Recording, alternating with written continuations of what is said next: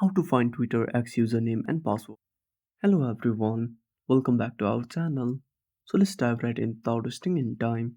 Also make sure to watch this video till the end.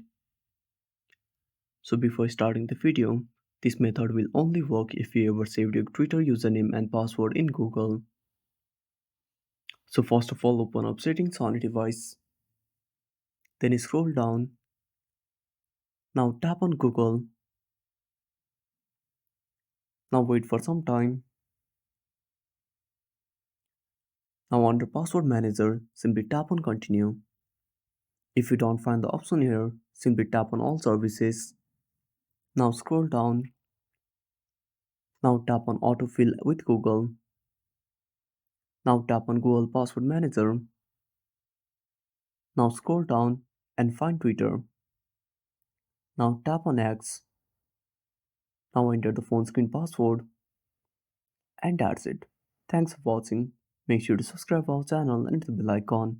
See you in the next video.